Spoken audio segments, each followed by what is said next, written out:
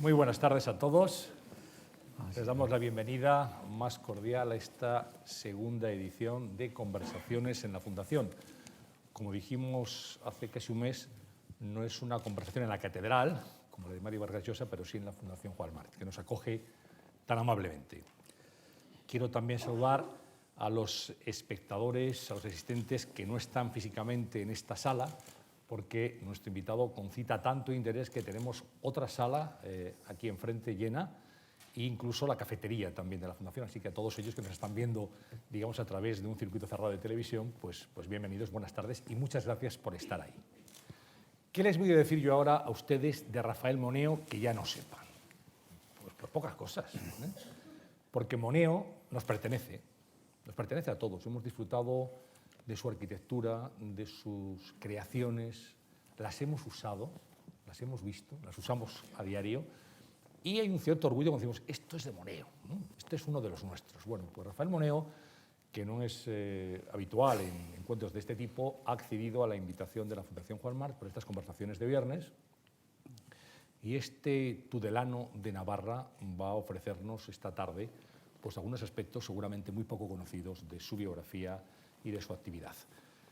Rafael Moneo, muy buenas tardes, bienvenido. Pues muchas gracias, Antonio, por esta invitación y vamos a ver qué sale y qué resulta de ella. Bueno, algo bueno seguro, bueno, ¿O tiene dudas? Nunca se sabe, bueno, no es tan fácil estar en una conversación tan dilatada y con tanta gente al mismo tiempo, contigo, pero con tanta gente que con la que también podría estar hablando en este momento. Bueno, yo le decía a Rafael Moneo hace un instante, y bueno, esto es como el salón de una casa, además, ven ustedes el atrezo, pues, es el salón de una casa, con unos amigos. Son muchos amigos los que vienen a este salón, ¿eh?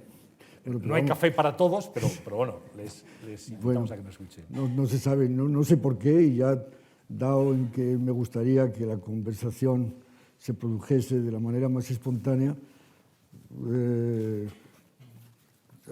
me ha venido en mente la noción de ficción.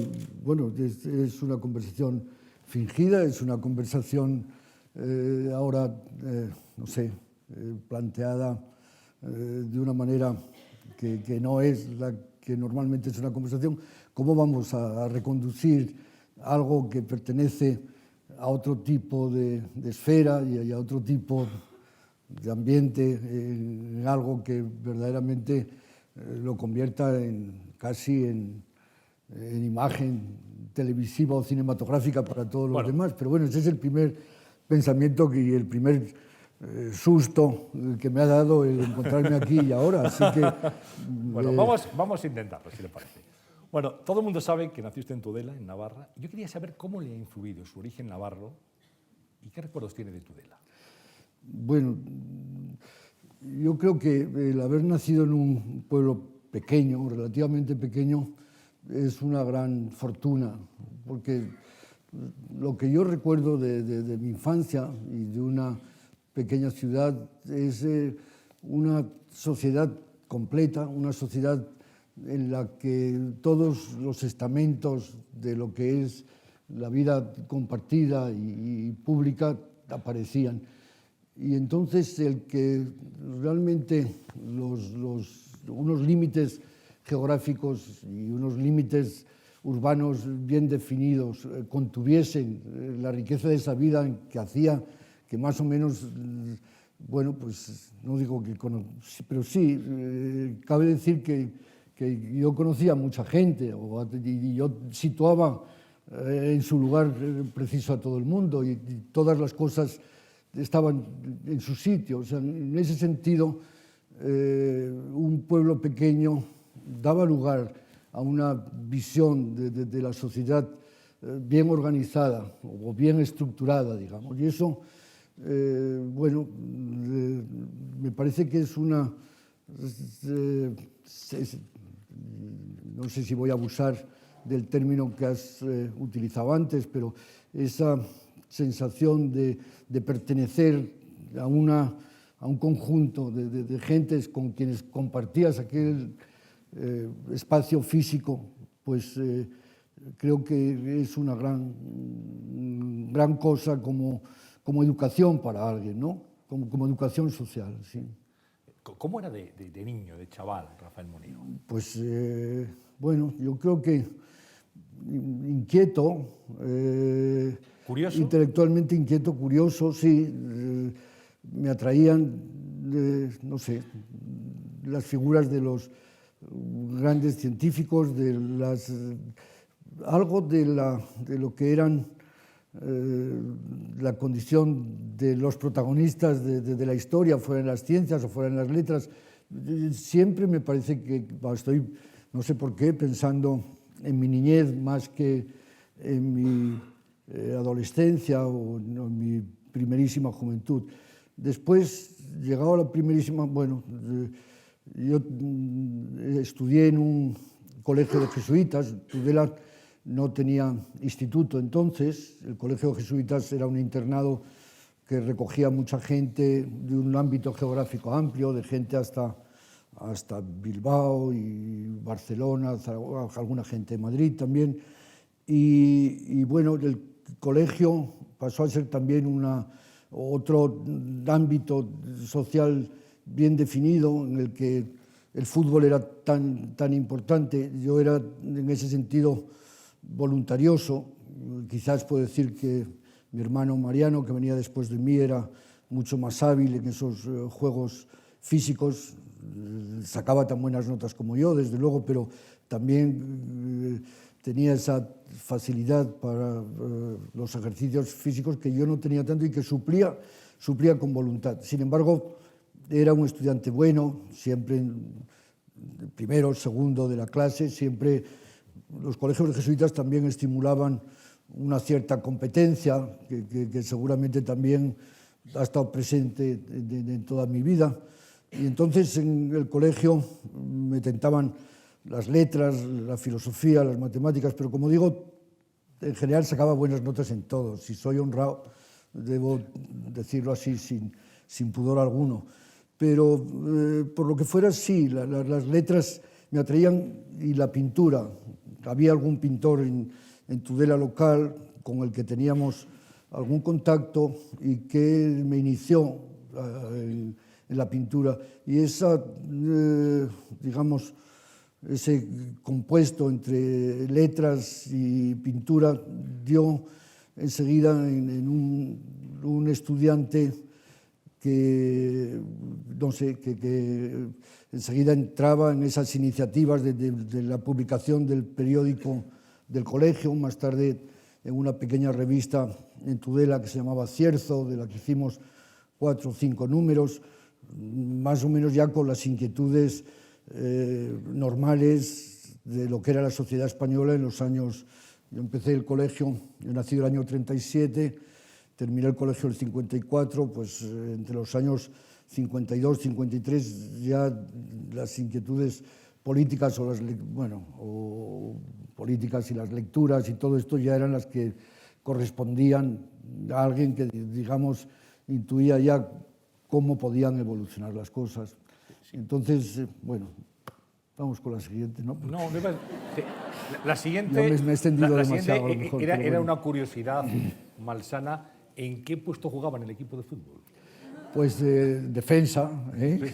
Defensa, así que he metido pocos goles y, como digo, pero bueno, no quiere decir que no me esforzase. No estaba en el equipo titular del colegio, como digo, pero había esa voluntad de participar y de involucrarse en todas aquellas otras cosas que no. Claro, el fútbol establecía las aristocracias o las élites dentro del colegio. O sea, la gente a quien más admirábamos eran a quienes eran mejores en el campo de fútbol, desde luego. Sigue ocurriendo, ¿eh? ¿Qué? Pero bueno, yo entonces, digamos que sin olvidar eso, bueno, pues tenía que ganarme o que hacerme un sitio en aquella sociedad que, como digo, estaba bien establecida y que estaba completa. Tenía que hacerme un sitio de otro modo, con estas mordiente intelectual, si se puede decir la palabra, que desde luego seguramente acompañó en mis años colegiales. Bueno, y ese chico voluntarioso, estudioso, con buenas notas, ¿cómo siente la llamada de la arquitectura? ¿De dónde proviene su pasión? Porque es así. Bueno, también lo he contado muchas veces, pero bueno, tampoco está de más que lo cuente una vez más.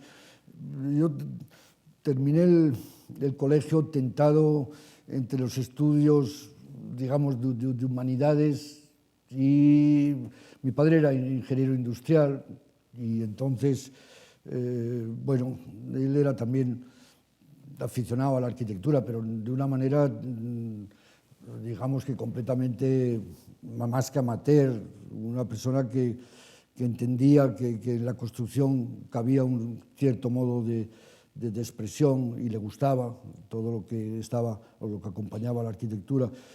Y entonces, hasta el último momento, estando tentado en matricularme en Filosofía y Letras, y seguramente esa iniciación a las artes plásticas desde la pintura, pues hizo que al final, seguramente empujado por mi padre, aceptase el venir a Madrid a estudiar arquitectura.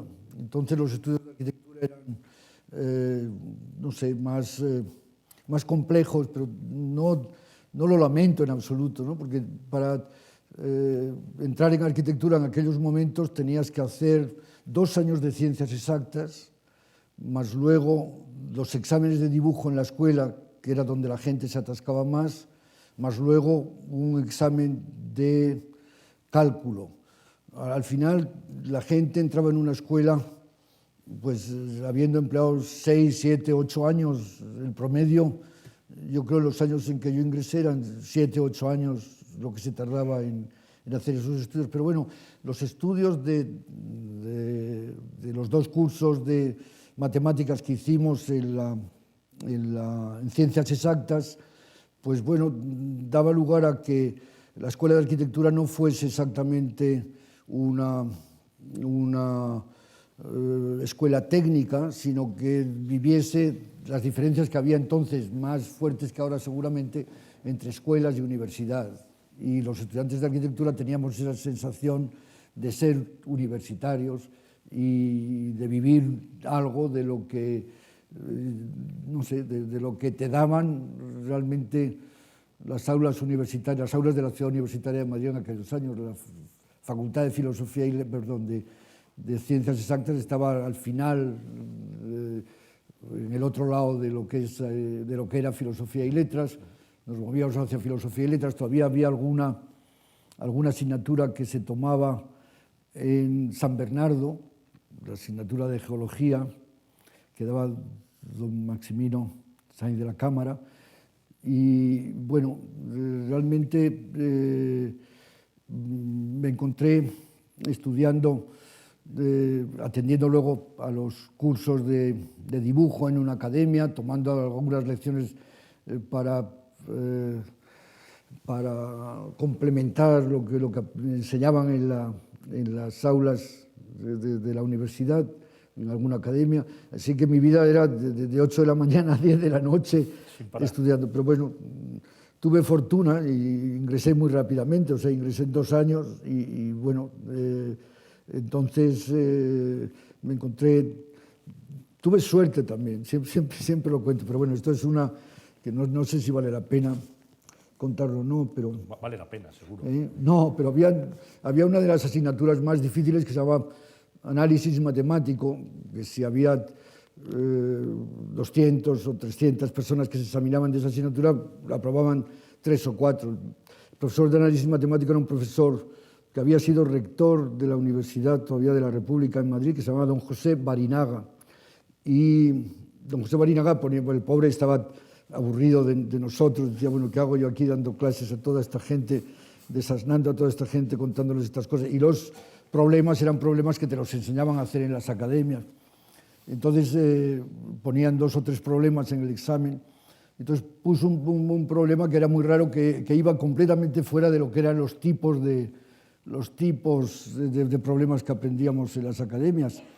Y no sé por qué, bueno, pues yo tuve la fortuna de resolver ese problema que seguramente ningún otro había hecho. Era muy sencillo, por otro lado, o sea, no había más que desarrollar el enunciado, decía, comprobar que este Wronskiano cumple con esta. Y entonces, si te ponías a operar con aquel Wronskiano, al final resultaba que efectivamente llegabas a lo que te decía que había que comprobar, o sea, que realmente... Pero bueno, eso fue un golpe de fortuna que hizo que realmente pasase yo esa asignatura pues casi sin darme ni cuenta. Y bueno, facilitó efectivamente mi paso a la escuela sin mucho sufrimiento. Seguramente, señor Moneo, otro golpe de suerte, otro golpe de fortuna fue conocer en ese tiempo de estudiante a Francisco Sáenz de Ibiza. Usted colaboró con él siendo estudiante y digamos que fue su primera referencia en arquitectura, una persona que le marcó, que le ayudó y que le inició en el oficio. Hombre, Oiza era en aquellos años, sin duda, el profesor de mayor interés. Él no era ni tan siquiera catedrático, pero era la persona que ejercía su autoridad, o sea, todo el mundo reconocía. En aquellos años, el procedimiento de ingreso a la escuela comenzaban a buscarse nuevos procedimientos para seleccionar a los estudiantes, porque realmente no tenía sentido pasar por todo ese filtro tan doloroso. Y entonces a mí me tocó empezar ya con un nuevo sistema o mecanismo que, en lugar de someterlo todo al ejercicio, a un solo ejercicio de dibujo, se quedó sustituido por unos cursillos que eran pues 20 sesiones en lugar de una sola sesión o algo así. Y eso había sido una propuesta de Oiza. Y yo pasé por ese cursillo y lo aprobé así como estaba diciendo y me encontré dentro de la escuela. Y Oiza, como digo, había sido el instigador de estos cursillos. Cuando 2 años más adelante Oiza busca a alguien que le ayude, tampoco el sistema de trabajo era en aquellos años como es hoy, busca a alguien que le ayude, pues le pregunta a un compañero mío mayor que había tardado muchos años, José Ervina, de Vitoria, le pregunta, oye, ¿y quién de tu clase crees tú que puede ayudarme? Y entonces Ervina le dio mi nombre. Entonces Oiza fue a su archivo, miró para comprobar quién era y debió encontrar algún ejercicio o tenía alguna nota favorable y efectivamente pues me dijo que fuese a trabajar con él. Y entonces trabajé con él 2 o 3 años y entonces debo decir que realmente trabajar con Oiza hizo que para mí perdiera mucho interés la escuela. O sea, en la escuela fui un estudiante bastante rebelde, no, digamos, sabiendo o estando próximo a alguien que me parecía que me daba más directamente lo que yo quería aprender que lo que me daba la escuela, pues yo, digamos, entendí que mi formación o mi iniciación a la arquitectura iba a ser con Oiza. Y entonces, pues bueno, trabajé con él. Entonces Oiza estaba, digamos que el encargo más importante que tenía era el encargo de Torres Blancas, de Huarte, que era en principio el que pagaba mi salario para que pudiera trabajar con Oiza. Y comenzamos un poquito a pensar en Torres Blancas, que se fue bueno, distrayendo ese trabajo con otros trabajos, el montaje de una exposición muy importante de todo el grupo Huarte, algo que luego se ha desaparecido, es como un azucarillo en un vaso de agua, no quedará más que testimonio en alguna revista y en el archivo de Oiza y nada más. Y bueno, esos 2 años para mí fueron muy importantes porque yo creo que junto a Oiza aprendí o entendí de qué modo me gustaría ser arquitecto y un poco eso ha marcado efectivamente mi modo de entender la profesión, que ha mezclado la enseñanza con el ejercicio profesional. habla de un edificio emblemático, Torres Blancas, que supuso una auténtica innovación en la arquitectura española de aquella época. Bueno, pero quizás yo debiera precisar un poco más esto para no dar lugar a equívoco alguno. Empezamos a trabajar en este proyecto con Oíza, vamos, al lado de Oíza. Oíza, que era un hombre que, no sé, establecía, o que tenía una gran exigencia y una gran ambición con respecto a su trabajo, pues entendió que Torres Blancas era a lo mejor la ocasión de hacer que conviviesen juntos algunas propuestas para vivienda de Frank Lloyd Wright de fin de los años 20 con la unidad de habitación de Le Corbusier, y estudiamos y trabajamos mucho en eso, y se hicieron algunos croquis y esquemas, pero bueno, yo no acompañé a Oíza al final, o sea, de manera que si empecé a trabajar con Oíza el 58 y el 61 terminamos la carrera, el 61 terminé la carrera, pues entonces Torres Blancas estaba completamente en el telar, y realmente el desarrollo de Torres Blancas más tarde, a Oíza le acompañaron otros compañeros más que yo, o sea que en este sentido yo estuve en el origen de Torres Blancas, pero no puedo decir que fuese el colaborador más directo de Oíza para Torres Blancas. ¿Qué tipo de arquitectura se hacía entonces, cuando era usted estudiante en España? Bueno, España estaba un poco tratando de recuperar lo que genéricamente se ha llamado el movimiento moderno, ¿no? El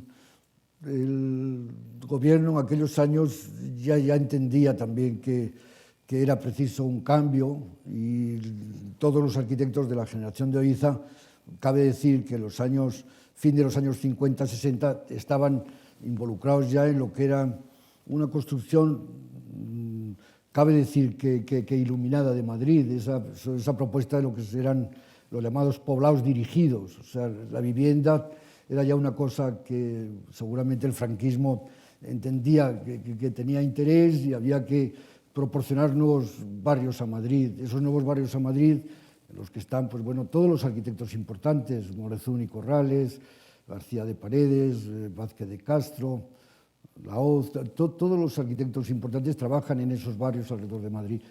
Esa era quizás el aspecto más visible, esa recuperación, ese volver a incorporarse a un ejercicio profesional más acorde con lo que se hacía en otros lados y que aquí se había perdido. Claro, el momento, quizás el momento y la obra que señala más claramente esta situación, pues a lo mejor es el pabellón de Morezún y Corrales en la Feria de Bruselas, ¿no?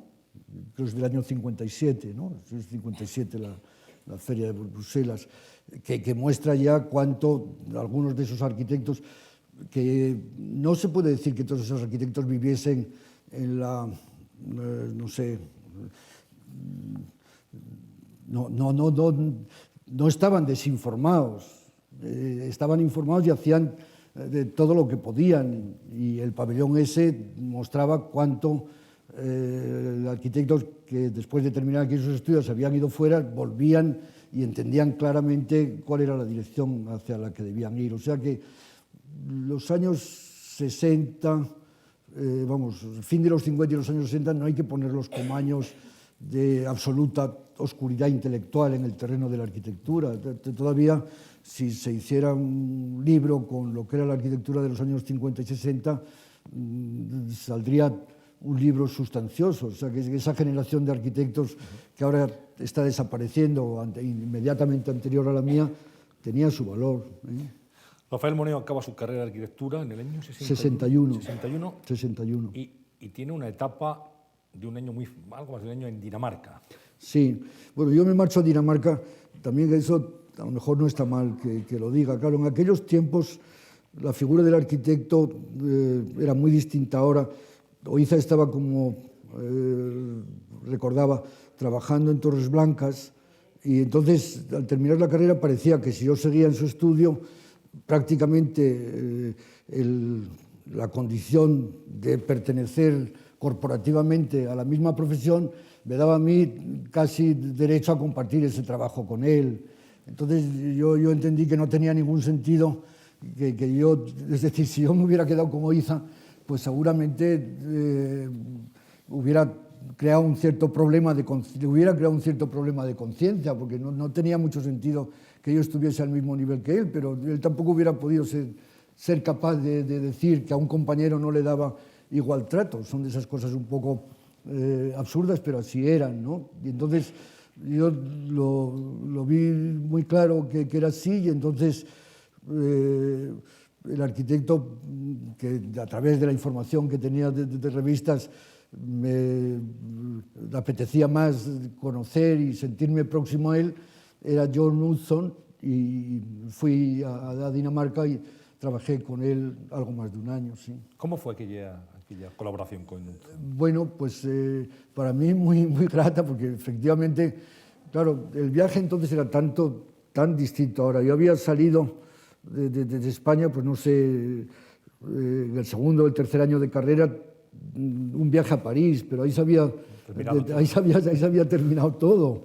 No conocía ni tan siquiera Roma. Entonces, lo que uno oía o sabía de lo que eran los países escandinavos, pues pertenecía casi a una especie de leyenda o de imaginario realmente muy fantasioso. La llegada a trabajar con Utzon, pues era una situación completamente distinta con Oiza. Oiza era una persona, cabe decir, iba a decir exigente más que atormentada, pero bueno, digamos que también atormentada por alcanzar el nivel de calidad. Utzon era una persona que buscaba. Utzon entendía que eso se le había dado y no había. Era una actitud mental y personal tanto más relajada, rodeado por 6 o 7 colaboradores, tampoco más, en una pequeña casa ahí frente al mar del norte, en Hellebeck. Pues íbamos todas las mañanas, comíamos en el propio estudio y trabajábamos en un solo proyecto, que era el proyecto que en ese momento, la Ópera de Sydney. La Ópera de Sydney, que era una obra problemática, ganada con un proyecto brillantísimo y que había comenzado a construirse sin tener tan seguro cómo iba a resolverse la construcción de aquellas velas. Y entonces, esta es una historia muy larga que está puesta por escrito, algún artículo escrito al respecto, pero hay miles no, pero decenas de libros sobre esto. Entonces, Utzon está con la cimentación ya comenzada y con las plataformas construidas y con la ayuda de un ingeniero importantísimo que era Ove Arup, pues tiene que resolver la cubierta, y entonces plantea 4 o 5 proyectos hasta que encuentra una solución que pasa por unos prefabricados que son capaces de configurar las cells, las imágenes que todos están acostumbrados a ver en la Ópera de Sydney, pero que proceden de una esfera. Y esos prefabricados que proceden de una esfera que endurecen mucho lo que era la estructura dibujada, pues requieren una definición geométrica que ha propuesto Ove Arup, pero que hay que ir ajustando a las distintas bóvedas que van formando esa concatenación de velas. Y entonces a mí me toca, porque tenía los conocimientos de estos de geometría descriptiva que daba la Facultad de Ciencias, pues me toca ir encajando todas, o ir situando, buscando dónde en la esfera se encuentra aquella porción que se parece más a la que tenía dibujada Utzon. Y entonces pues estoy casi 8 o 9 meses haciendo eso. Entonces Utzon me utiliza como go-between y mensajero para ir a Londres a ver a la oficina de Arup. Y claro, a mí me parece tocar el cielo con la mano, ir a un hotel maravilloso, hacer los viajes en avión a Londres, bueno, todas esas dos. Y claro, realmente para mí la estancia con Hudson pues no deja de ser, bueno, pues si uno a veces aquello que ha soñado, con lo que ha fantaseado, se resulta ser real y verdad, pues ese es uno de los momentos de mi vida que realmente recuerdo como satisfechos. Entonces, yo termino porque en ese momento Hudson decide trasladarse con su estudio a Australia. Y todavía, yo entonces no me había casado todavía, pero ya estaba casi a las puertas del matrimonio. No acabo de decidirme a ir a Australia y vuelvo a España en el otoño del 62. Bueno, una etapa importante, la danesa. Otra importante también, la etapa romana. Usted consigue una beca para estudiar en la Academia de España en Roma. Está allí 2 años. Y quería que nos rememorara, bueno, la Roma de esa época, lo que significó para la formación, no solamente profesional, también vital de Rafael Moneo.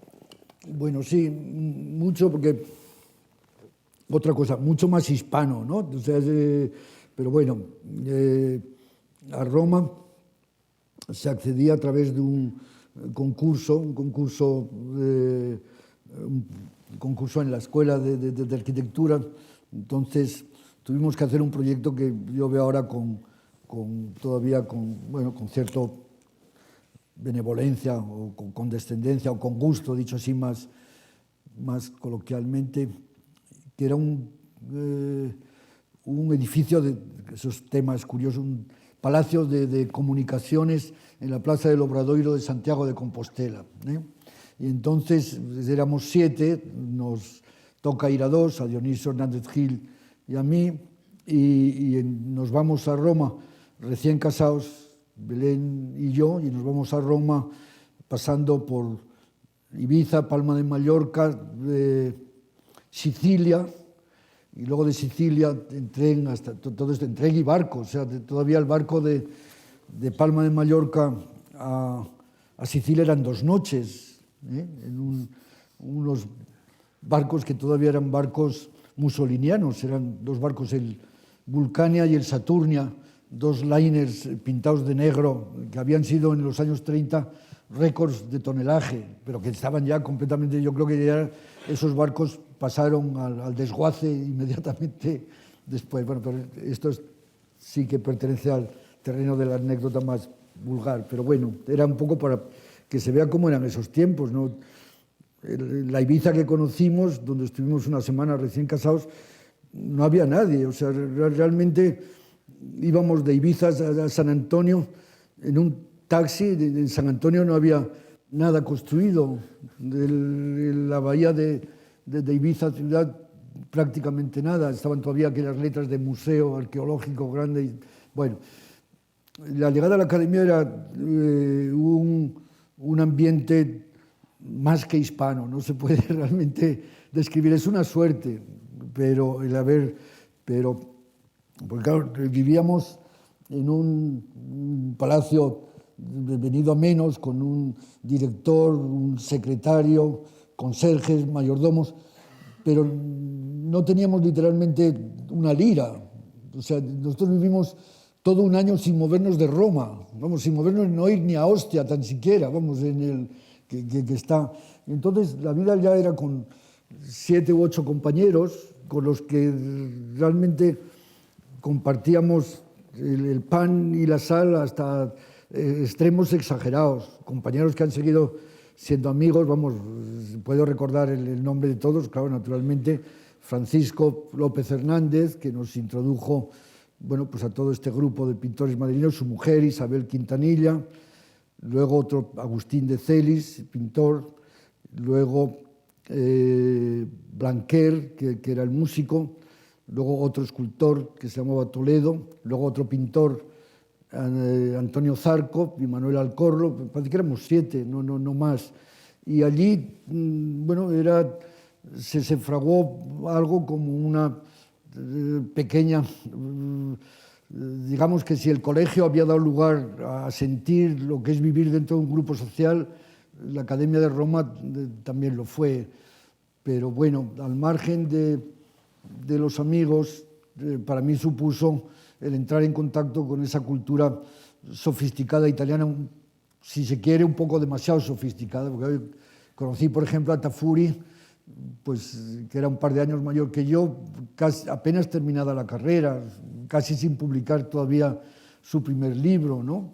O a Cebi, que había sido el profesor a quien todos admirábamos, Moretti, Portoghesi, bueno, todos, Aimonino, todos los nombres de esos arquitectos que no tenían el grado de tranquilidad mental de Utzon, pero que vivían, digamos, recociéndose en ese caldo de cultivo de la arquitectura romana existente y de ese discurso entre arquitectura y política que acabó por hacer que la arquitectura italiana descarrilase. O sea, después de los años 60, los arquitectos italianos acabaron tomándose tan en serio esa solo intervención en el territorio que prácticamente se abrió un paréntesis que ha durado hasta ahora, vamos, que todavía dura, ¿no? Pero bueno, eso me inició en este especie de discurso más intelectual o sofisticadamente más próximo a lo que es la discusión que entrelaza la arquitectura con la política. ¿Y quién la entrelaza? ¿Qué? ¿Qué entrelaza la arquitectura con la política? Bueno, naturalmente, el que la arquitectura, bueno, podría contestar, me parece, de dos modos. La primera, que al final la arquitectura deja seguramente más rastro de lo que ha sido una sociedad que cualquier otra cosa. Y ese rastro, indudablemente, es el resultado de que la arquitectura tenga que contar con todo lo que son técnicas, sistemas constructivos, relaciones relaciones con el poder, traducido en normas, traducido en códigos, en usos. Al final no es raro que realmente quepa ver las ciudades y ver la arquitectura a través del filtro de la política también, política o del filtro de cuál ha sido la ideología y el modo de pensar y de ver la vida de una determinada sociedad. Sin duda, vamos a ver enseguida sus obras, algunas de sus obras, pero quería preguntarle algo, si me permite, algo más personal, más íntimo. Hablaba de su estancia en Roma, recién casado, con Belén. Está con nosotros hoy, está asistiendo a esta conversación y quería preguntarle por su mujer. ¿Qué ha significado su mujer en su vida? Bueno, pues después de casi 50 años de vida juntos, vamos, si se cuentan los 2 años de noviazgo, 50 años de vida juntos, pues claro, mi mujer ha sido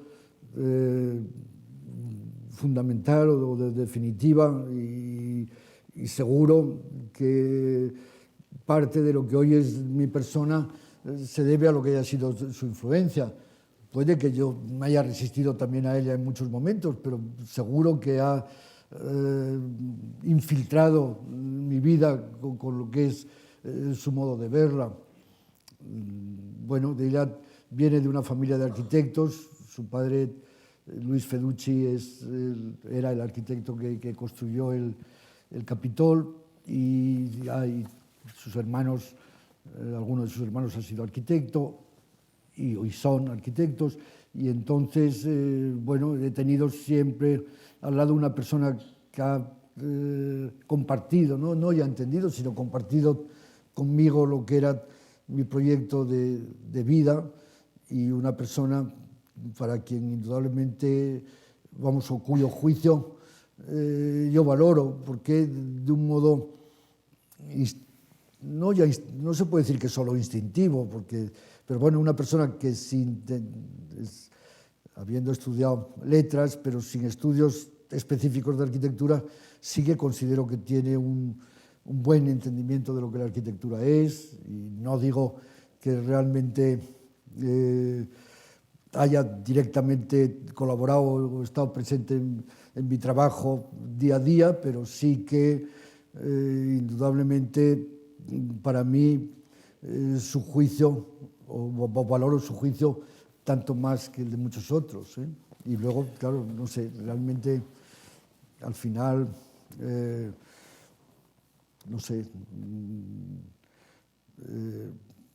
la mujer que uno tiene al lado es tan fundamental en el establecimiento de lo que es esa prolongación de nuestras vidas en las familias, hijas, nietos, que realmente es difícil para mí en este momento. Yo entiendo que mi vida está íntimamente entrelazada con la presencia de mi mujer. Pero bueno. Pues vamos a ver un álbum de fotos, vamos a bajar las luces y en el primer bloque del PowerPoint tenemos esta fotografía que reconocen pues seguramente muchos espectadores que están aquí, el Museo de Arte Romano de Mérida. Bueno, ¿qué significó esa? Bueno, Mérida mucho, porque realmente yo creo que es una obra con buena fortuna. Hombre, si uno creyese en los hados o creyese en que sería hermoso que fuese así, que realmente algunas obras se producen inevitablemente de ese modo porque, no sé, la realidad que la sustenta no casi reclama exactamente que se haga aquello. O sea, en cierto sentido, claro, Mérida relaciona mi obra con Roma, pero Mérida relaciona la obra de arquitectura que ven con un pasado que realmente no se ve, y esta especie de visión a un tiempo, de dos momentos tan distintos de la historia, como es la Mérida actual y la Mérida olvidada, que sin embargo late y está presente debajo. Eso es algo que seguramente este edificio desvela, y ese desvelamiento de una situación real que no está clara, pero que sin embargo una pieza de arquitectura de repente es capaz de poner a la luz, seguramente justifica, no sé, el impacto que el museo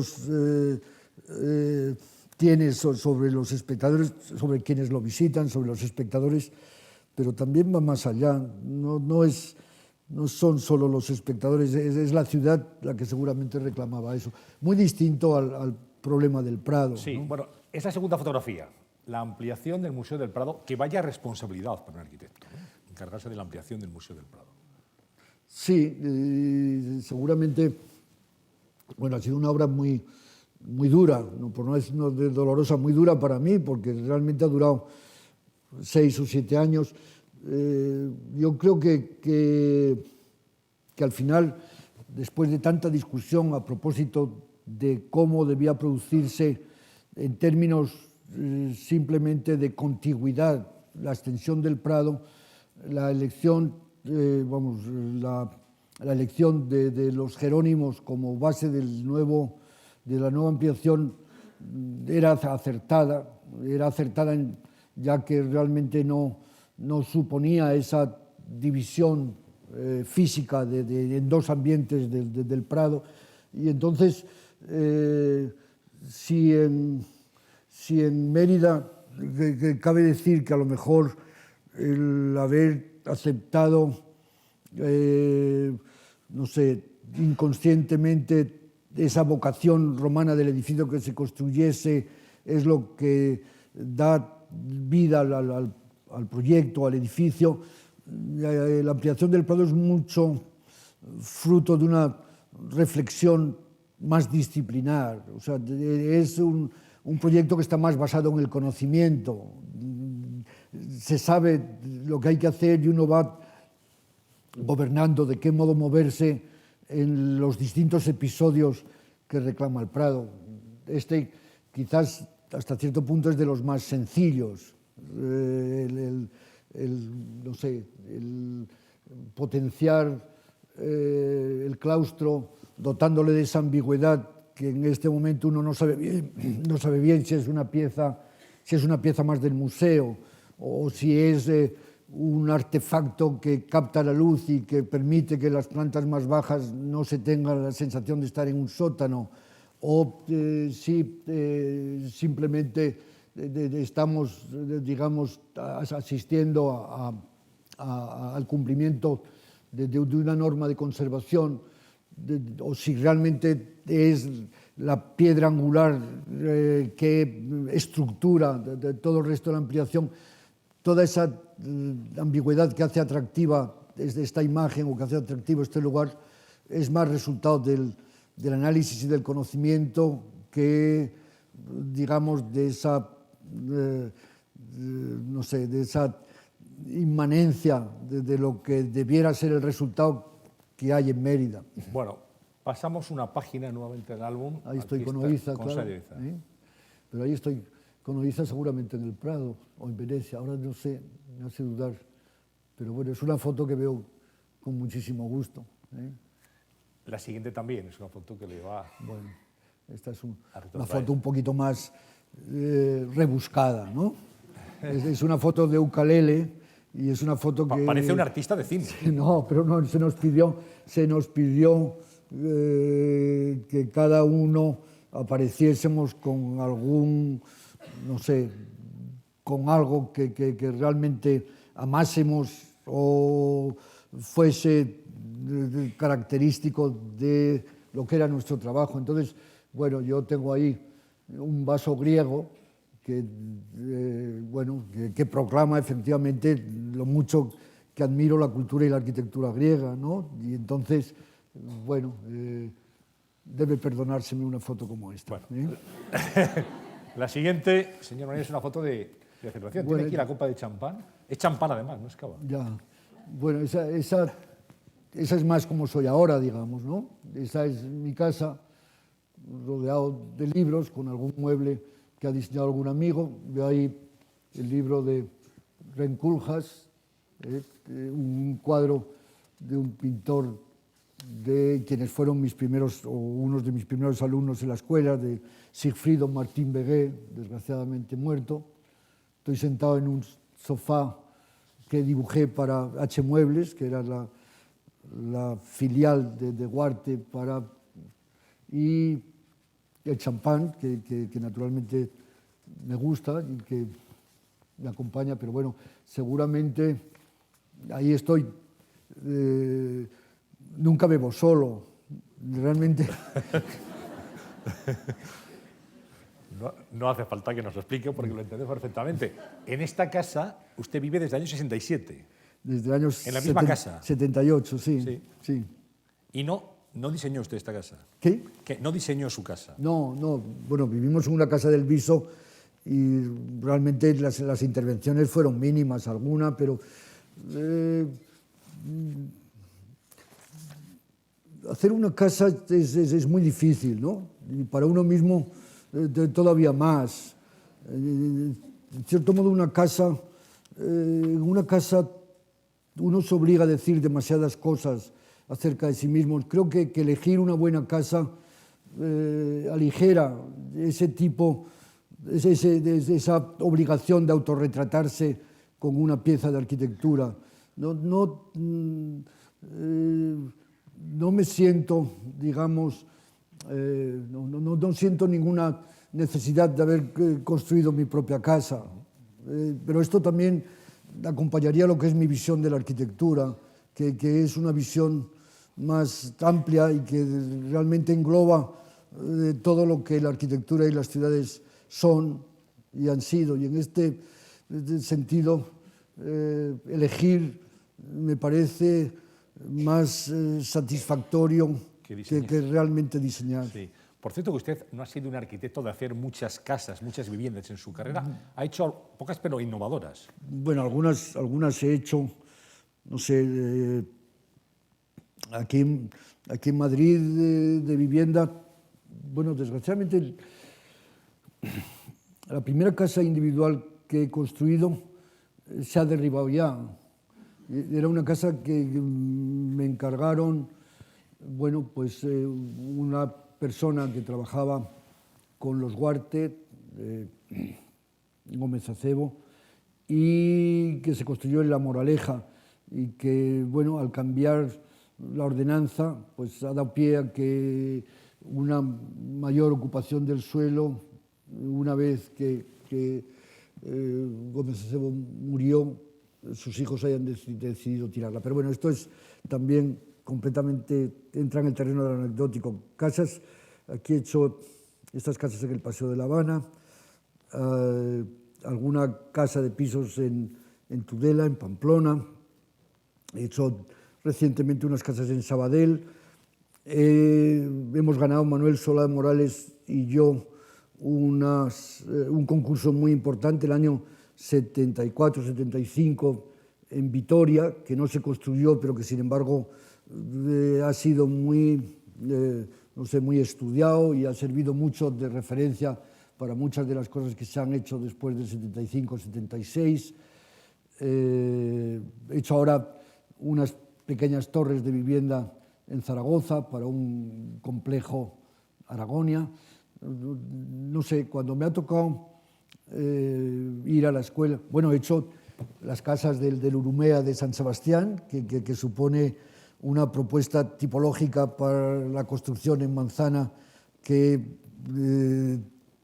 tiene algo, incluye alguna novedad, cosa que en arquitectura es muy difícil. Es muy difícil de introducir una novedad tipológica, y esa casa lo introduce, por ejemplo, es una casa del año 67, 68. O sea que, claro, lo que pasa es que uno va siendo más que maduro y aún no siendo el género en el que más se ha trabajado, me doy cuenta que puedo mencionar una serie de edificios de vivienda. Yo quería ir a orillas del río Urumea, sí. Quería ir a San Sebastián, sí, para ver una de las obras emblemáticas de Rafael Moneo, el Cursal.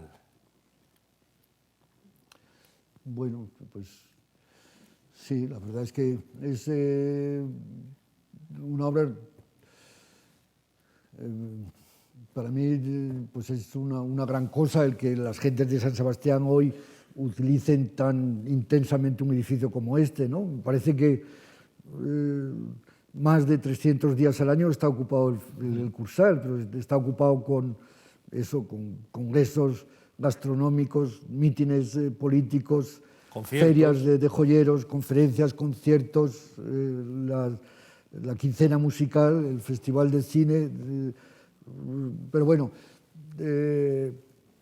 algo se debe también al edificio, pero también, y nos llevaría a hablar de otro aspecto importante de la arquitectura, se debe también a que es una localización muy acertada. O sea, realmente, frente a muchos otros palacios de congresos en ciudades que van arrojados allí donde la periferia ha perdido su santo nombre, pues el Cursal recupera un centro geográfico en la desembocadura del Urumea al que hace referencia a su arquitectura y que realmente dota de centralidad a todos esos actos de vida social, ¿no? Bueno, el Cursal, que forma parte del paisaje, ¿cómo se puede integrar una obra así en el paisaje urbano de una ciudad? Sin duda es una obra que impresiona cuando se ve por primera vez. Y vamos a hablar del Ayuntamiento de Murcia también. Sí, bueno, pues, hombre, está muy bien también que detrás de las obras hay siempre historias, ¿no? Yo construyo esta obra, por ejemplo, pues yo creo que se la debo a Antonio Bonet Correa, que es un catedrático, ahora es director de la Academia de Bellas Artes, pero es un catedrático de Historia del Arte. Creo que comenzó, yo lo he conocido recién ganada la cátedra en Madrid. Yo creo que no sé si pasó por Canarias, pero enseguida fue a Murcia, de Murcia fue a Sevilla, de Sevilla vino a Madrid hace tiempo. Y en Murcia, alguno de sus amigos que era alcalde, José Méndez, le preguntan quién puede hacer esta cosa. Y bueno, le da mi nombre y el Ayuntamiento de Murcia me hace este encargo. Y bueno, es un atrevimiento en términos de imágenes. Ahora lo parece menos. O sea, me pasa muchas veces ahora que dices, bueno, pero ¿cómo la gente ha podido tener tanta confianza en lo que proponía? Creo que está bien y que es acertado, pero supone también un grado de confianza muy grande de aquellos que asumen una obra así.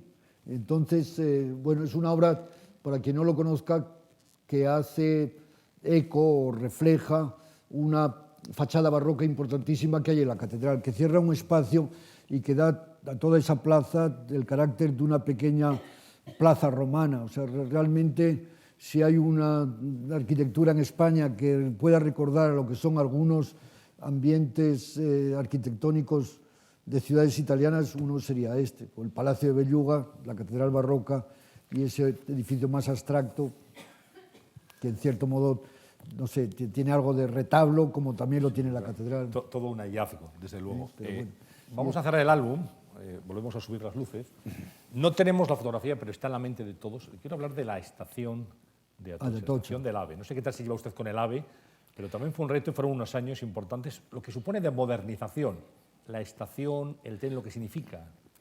Hombre, para mí, que soy un madrileño de adopción, pero que cuando a mí me preguntan ahora, así como me gusta reconocer lo mucho que debo al lugar en el que he nacido, realmente la ciudad de adopción como arquitecto es Madrid. Cuando a mí me preguntan de dónde soy arquitectónicamente, no tengo duda que soy un arquitecto de Madrid.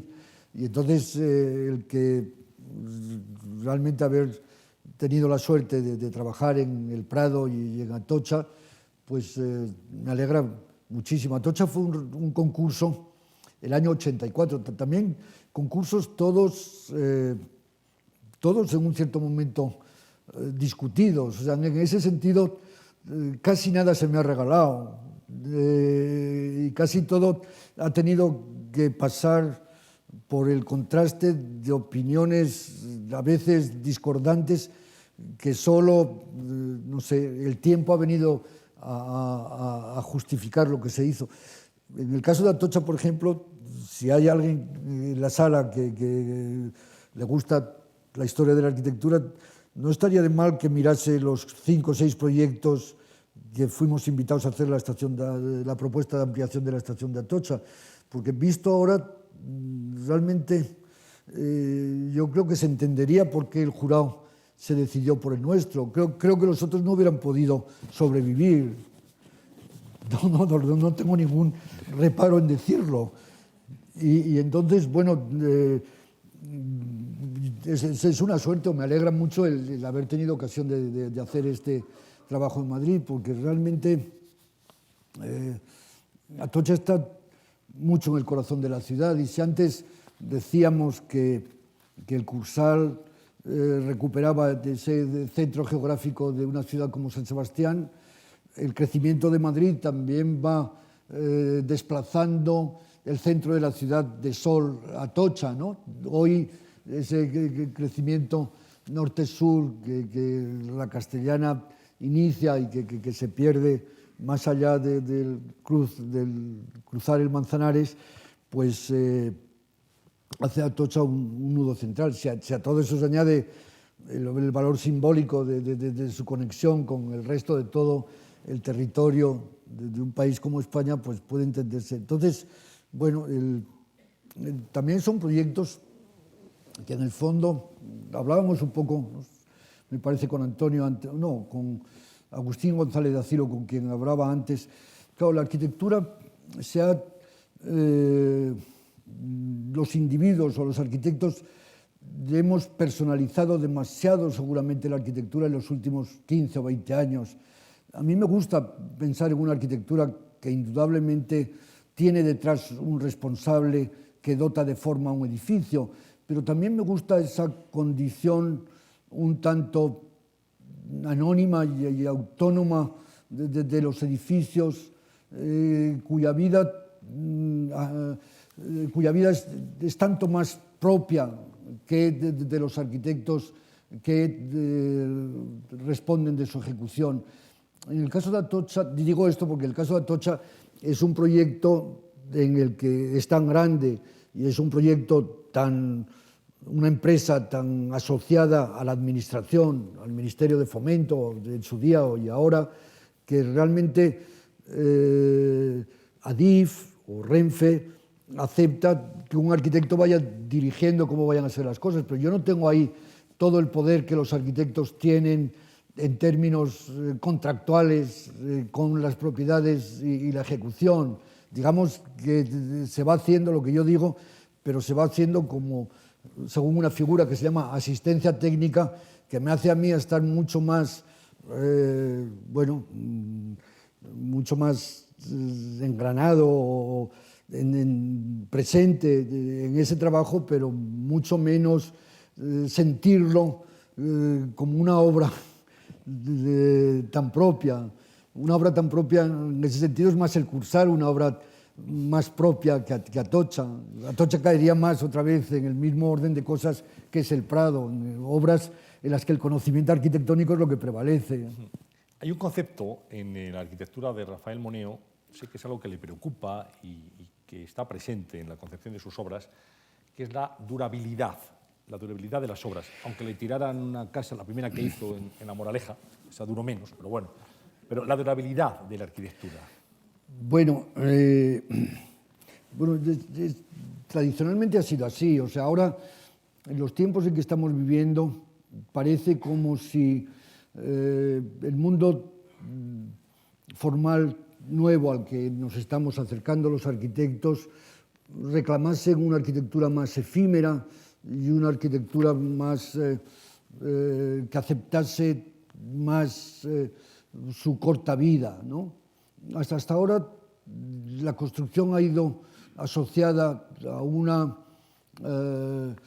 inversión de la sociedad tan importante y tan costosa que la durabilidad está íntimamente ligada a la economía intrínseca que está en el construir. Por eso, en ese sentido, a mí me parece que la durabilidad no es tanto un problema de aguantar para estar en las historias de la arquitectura, en las historias del arte, desde la condición monumental que da condición de pseudoeternidad a las obras que nos gustan, cuanto algo que es sustancial con la arquitectura misma, que es realmente el reconocer el costo que tiene. O sea, en ese aspecto, una arquitectura de usar y tirar, a pesar de que sea lo que en estos momentos seguramente es más añorado o por lo que parece que los nuevos tiempos pretenden reclamar, no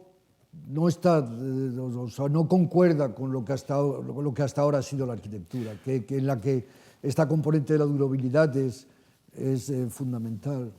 Bueno, por completar un poco lo que es la trayectoria profesional de Rafael Moneo, es verdad que toda su vida ha estado girando en torno, su vida profesional, al diseño de algunas de las obras que hemos podido ver y a la enseñanza. La enseñanza ha sido muy importante en su vida, catedrático, primero en Madrid cuando volvió de Roma, fue profesor, fue catedrático en Barcelona, en Madrid, lo ha sido en Lausanne, en Suiza, ha sido decano de arquitectura de Harvard, donde es catedrático todavía.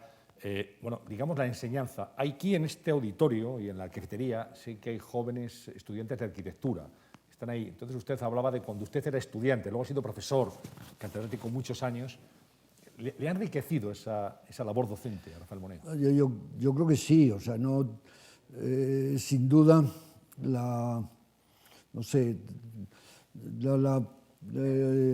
aquello a lo que obliga el poder presentar ante los estudiantes, no sé, ofreciéndoles algo en lo que tú crees, implica, bueno, una exigencia que la considero extraordinariamente útil, y eso también, claro, la arquitectura que puede haberse entendido simplemente en términos estrictamente profesionales, como si usted le preguntaba a un arquitecto del siglo XIX qué era, le diría que era, bueno, un constructor con letras y conocimientos que ayudaba a trasladar esos conocimientos desde las atribuciones que le había dado la sociedad, ¿no?, con una titulación. Hoy el ejercicio profesional va acompañado de esta... La palabra investigación es un poco fuerte, es la primera que me viene, pero me resisto a decir que un profesor investiga, pero un profesor un poco sí que indaga o sí que realmente en ese contacto con los estudiantes introduce de esa cuña de discusión del conocimiento que empuja también la disciplina. O sea, en cierto modo, las escuelas de arquitectura hoy algo ayudan a orientar lo que son los intereses colectivos de este sector profesional. Y por eso estar en una escuela, pues yo creo que es útil para quien quiere también ejercer la profesión sin abandonar esa entrada de la arquitectura en ese campo intelectual que va más allá del puro ejercicio profesional. Bueno, Rafael Moneo, estamos en los minutos finales de esta conversación, podríamos seguir mucho tiempo, pero hay una amiga suya que tiene una pregunta para usted. Esto es como el programa de televisión. Bueno, esa amiga suya es una galerista, una mujer muy conocida como es Juana de Izpuru, y le ha dejado esta reflexión y esta pregunta. Bueno.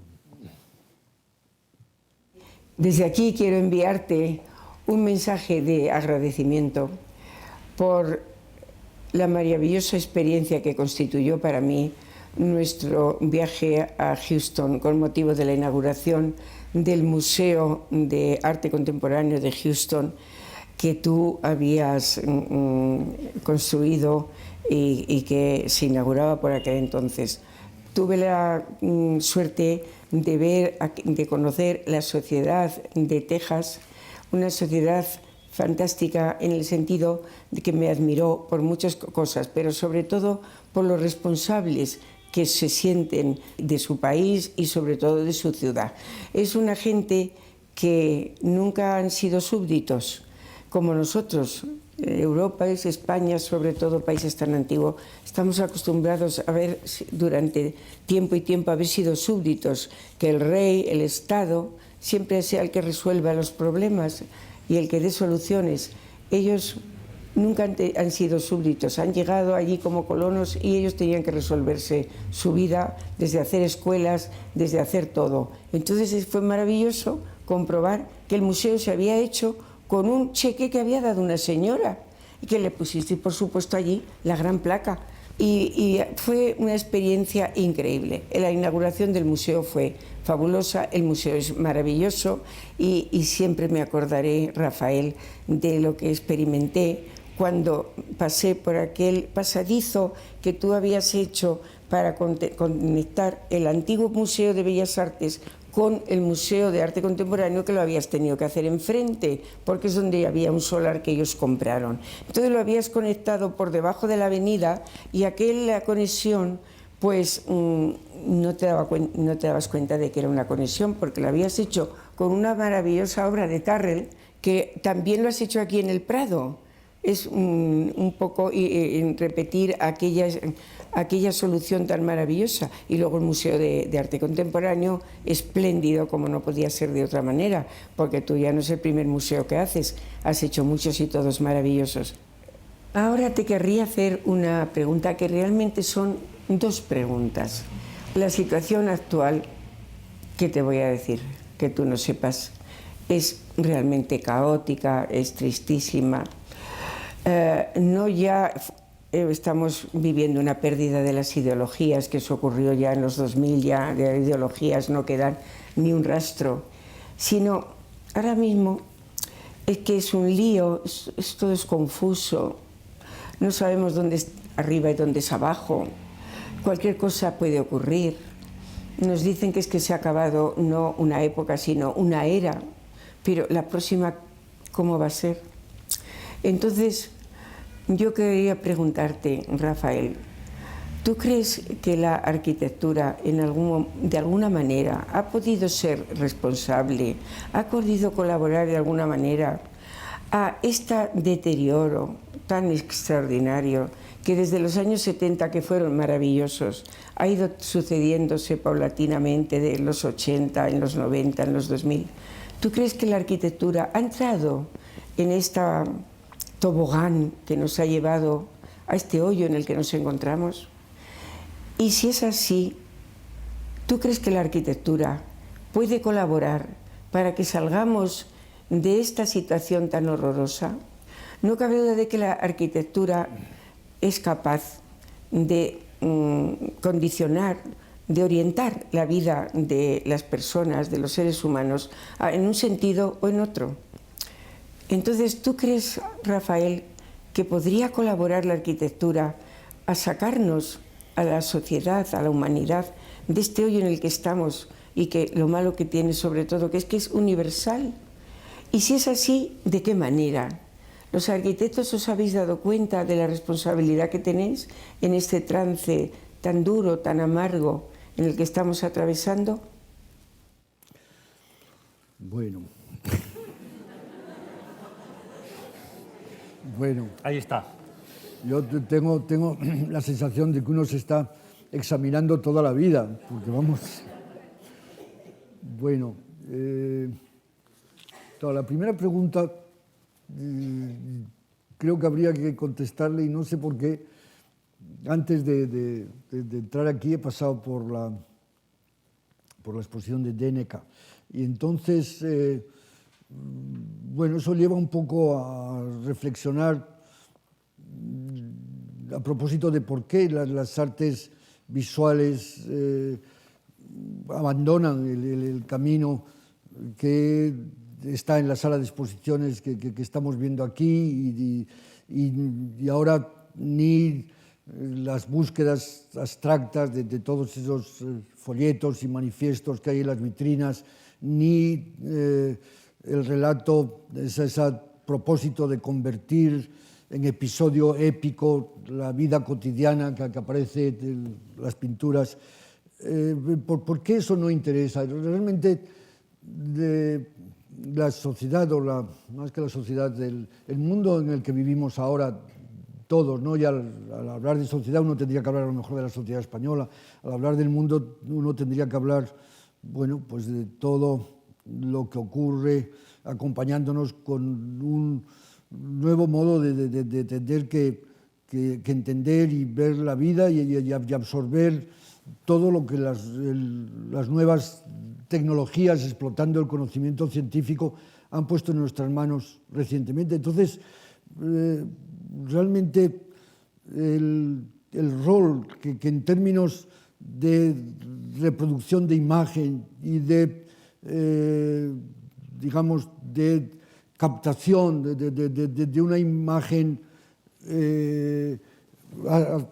toda esa relación entre imagen y arte occidental, hablemos solo del arte occidental, que determina con las vanguardias, realmente todavía del golpe de gracia nos da mucho más de toda esta disponibilidad y accesibilidad a la imagen. O sea, hoy esa figura en que están todas esas familias soviéticas, no sé si inaugurando un ayuntamiento o yendo a un mitin o atendiendo toda esa pintura de la sociedad, hoy esas imágenes están tan deglutidas y tan absorbidas. No hay, el cuadro o la obra de arte no tiene en estos momentos obligación alguna de reproducir o de ofrecernos de qué modo fijar la imagen o de qué modo.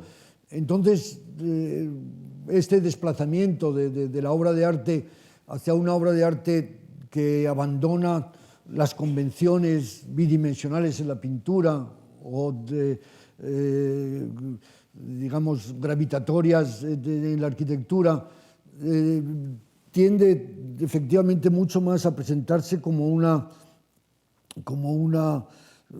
arte que ayude a la reflexión, a una reflexión más ligada al pensamiento, sea desde ofrecernos en una instalación una contradicción de la que no habíamos caído. Entonces, yo creo que en eso hay que ser menos apocalípticos con respecto. Hay un desplazamiento del arte que permitirá, sin embargo, vivir a muchos artistas que todavía encuentren que los sistemas convencionales y los soportes convencionales les dan lugar a expresar eso que tantos otros compañeros necesitan de otra dimensión o de otro espacio. Con respecto, entonces, yo no creo que la arquitectura haya contribuido de un modo especial a este desplazamiento de las artes plásticas recientes. Más bien, como digo, me parece que no es la palabra inflación de imágenes en que vivimos, o no es abundancia, es que la imagen ha dejado de tener valor. O sea, cuanto antes piensas, no sé, si uno piensa del modo en que le llegaba a un pintor de Sevilla una información plástica y era un grabado del norte de Europa, un grabado de Durero que servía a lo mejor para que un pintor compusiese una imagen o un cuadro. Si hoy uno, hoy la imagen no está tan asociada con esa pieza única. La imagen nos envuelve tanto un mundo de imágenes que ha perdido el valor y el aura de la fijación de la imagen. O sea, la fijación de la imagen, solo quien quiera hacerlo por gusto, el pintor que es convencional hoy es por puro placer o por puro gusto de medirse y de confrontarse con la historia del arte tradicional. Yo no lo veo como una cosa apocalíptica o dramática. Y en la arquitectura, digamos que en algunos aspectos de la arquitectura más reciente no está lejana a lo que pasa en otros terrenos del arte, pero no ha sido la arquitectura la que ha dirigido esta deriva en absoluto. Respecto a la otra pregunta, hombre, yo creo que la arquitectura debiera rescatar un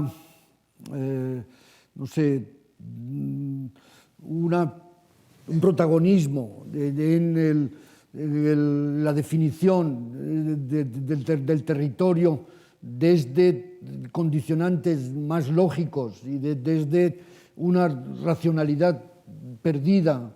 Porque el momento en el que hoy está la arquitectura, tampoco hace mucha falta que hablemos de eso, pero sobre todo y en este protagonismo que los arquitectos hemos adquirido, los nuevos medios de representación y las nuevas técnicas han hecho que realmente tenga más valor casi el proceso del proyecto y que haya más invención en la propia elaboración de lo que se quiere construir que realmente en la persecución de aquello que se construye. Pero bueno, eso es ajeno, y todas esas arquitecturas muchas veces han dado lugar a excesos que yo creo que se debieran reconducir. Ya, en cierto modo, del mismo modo que las imágenes o que esta inflación del mundo de imágenes en el que vivimos ha desplazado la importancia que algunas artes tradicionales han tenido. En el caso de la arquitectura, quizás en estos momentos los medios de que pueden disponer los constructores, los medios masivos de construcción, los medios pueden ser más dañinos para el medio y para la geografía, o para que hay otros medios un poco más ajustados y apropiados, que son los que me parece que convendría rescatar. Muy bien, pues la última pregunta... No hemos contestado a la segunda de... Bueno, yo creo, con lo que he dicho, digamos que damos por contestada la segunda pregunta, Juan, que es una persona de una generosidad extrema y que nos acompañó a esa inauguración del Museo de Bellas Artes de Houston y que ha aceptado, por lo que veo, estar aquí presente a instancias de Antonio. Bueno, pues también ha aceptado, y va a ser la última pregunta de esta conversación, una persona que usted conoce muy bien, muy ligada a esta casa también, Luis Fernández Galiano. Está aquí presente, pero le pregunta desde la pantalla. Rafael Moneo es un gran arquitecto que nos ha dado obras maestras en los años 70, como Bankinter en los años 80, como el Museo de Mérida, y en los años 90 como el Cursal, y más cerca de nosotros obras exactas y ejemplares como el Ayuntamiento de Murcia, u obras tan silenciosas como el Banco de España. Pero Rafael Moneo, además de gran arquitecto, es un gran profesor, y como profesor que es y como intelectual, yo quiero formularle una pregunta que tiene que ver con sus influencias. Harold Bloom acaba de publicar un libro que llama Anatomy of Influence, donde vuelve sus viejos temas de la relación entre la creación artística y las influencias. Y a mí me gustaría preguntarle a Rafael, ¿quiénes han sido los arquitectos que más han influido sobre él? ¿Y sobre quiénes cree él haber influido? Bueno, yo creo que influir sobre mí seguramente me lleva a pensar linealmente de lo que ha sido mi carrera. En el comienzo de mi carrera estudié Wright bastante cuidadosamente en aquellos últimos 50 y 60, cuando entonces había mucha atención al trabajo de Mies. Después a Aalto, de la arquitectura antigua. La verdad es que la arquitectura que aprecio más es una arquitectura no obvia. En general, yo creo que arquitecturas que en el fondo no son explícitas, son aquellas que me interesan más. A veces eso está, puede estar en una arquitectura de un arquitecto manierista del siglo XVI, o puede estar en un arquitecto como Villanueva. Arquitectos más recientes, pues bueno, a mí me parece, después de estos, indudablemente, en los años 70, yo leí con mucha atención lo que decía un arquitecto como Aldo Rossi, que predicaba la importancia de una arquitectura que solo podía ser entendida desde la ciudad. Y eso, yo creo que cabe decir que en muchos momentos algunas de mis obras son más coherentes con lo que yo entendía que Rossi quería decir que con lo que el mismo Rossi ha hecho. Después, pues bueno, he estado atento por mi condición de profesor, he estado atento a todo lo que hacían los otros, o sea que cuando viajo a América en los años 70, pues los Fives y de modo especial Peter Eisenman me ha interesado y he seguido su carrera y su trayectoria con tanto interés. De los arquitectos más contemporáneos, yo admiro mucho a Álvaro Sisa, que es quizás uno de los arquitectos más dotados que he conocido. Otros arquitectos, vamos, los arquitectos que han, digamos, gozado de mayor atención, no diré solo estima, sino atención de un arquitecto como Ren Koolhaas, pues tengo más respeto por él como agudo observador de lo que significa la arquitectura en estos momentos, que realmente atraído locamente por su trabajo, aunque es un arquitecto que ha, en cierto modo, su arquitectura ha tenido más valor en lo que ha supuesto de descripción de posibles ideales que de obras concretas. Obras concretas, para bien o para mal, hay pocos momentos de su trabajo donde sea extraordinariamente, donde se produzca como arquitecto en toda su plenitud. Y cuando se produce con toda su plenitud también es bueno, pero tampoco me siento más próximo a Siza, naturalmente, que alguien como Koolhaas, pero en realidad todas las arquitecturas últimas les presto la atención de quien sigue teniendo curiosidad y naturalmente de las arquitecturas antiguas tanto. No sé, hace una semana estuve en la mezquita de Córdoba.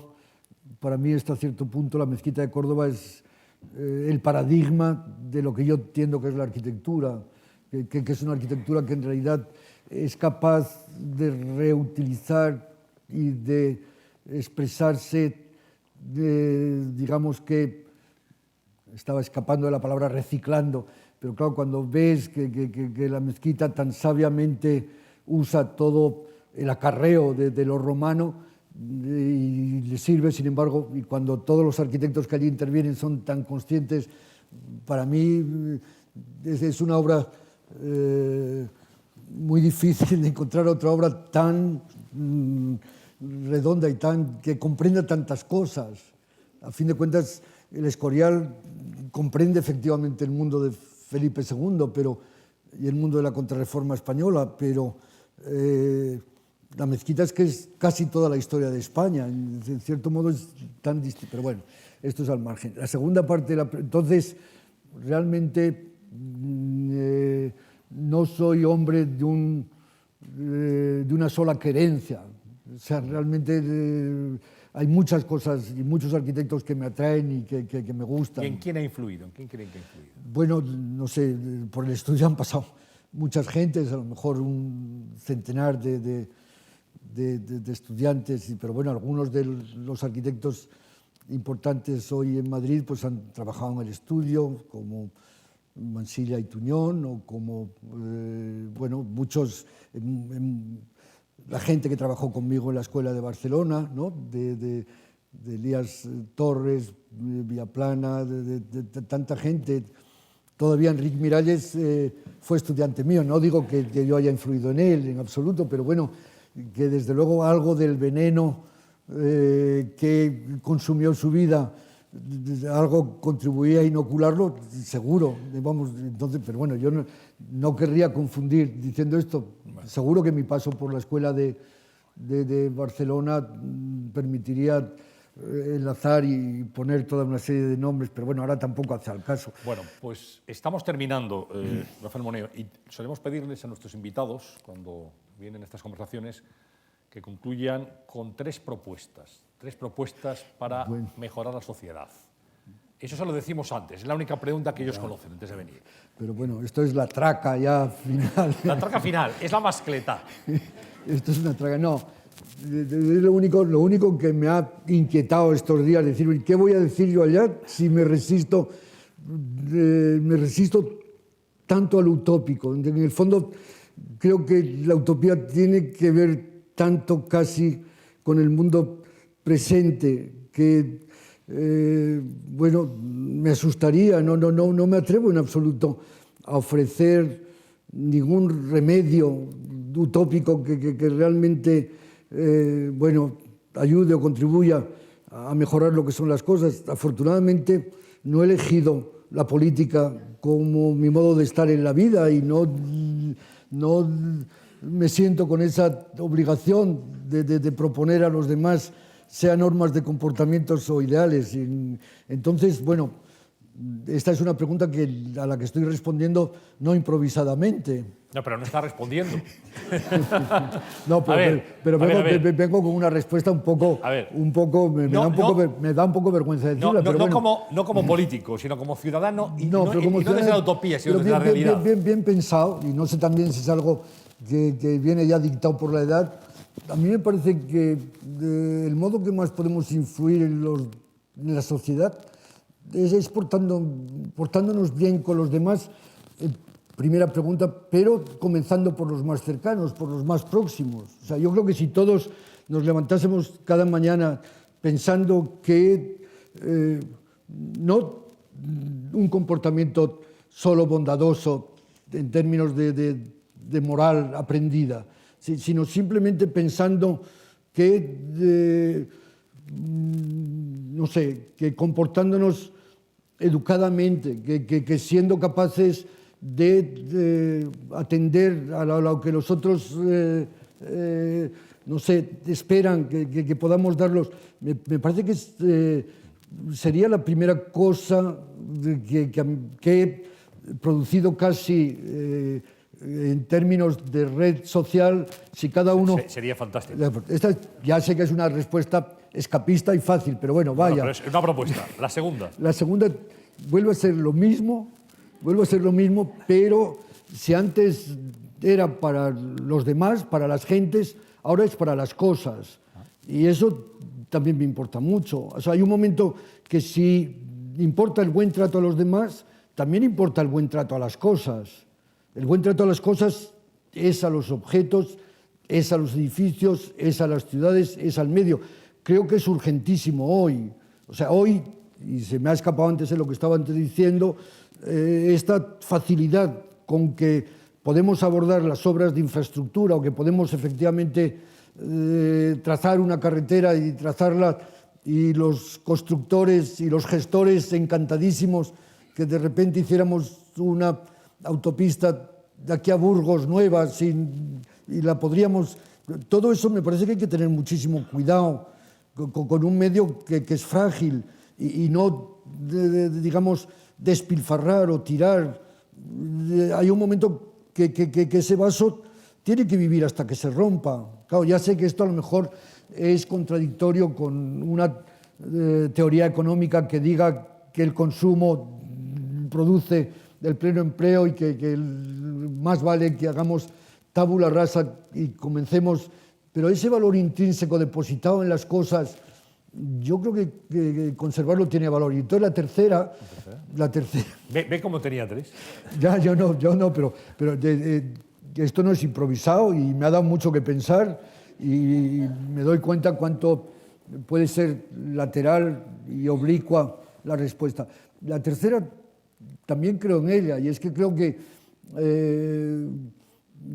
el trabajo sería esa entrega al trabajo de cada uno. O sea, si el trabajo de cada uno hace, digamos, hay una entrega que lleva a conseguir lo mejor que uno puede dar, si todos entendiésemos, claro, de eso entiendo que no todas las profesiones o no todos los trabajos pueden ofrecer el atractivo que a lo mejor tiene la suerte un arquitecto de disfrutar, pero recuperar el gusto en el trabajo y escapar de ese sentido del trabajo como alienación y simplemente, pero claro, supongo que a lo mejor es una visión romántica del trabajo.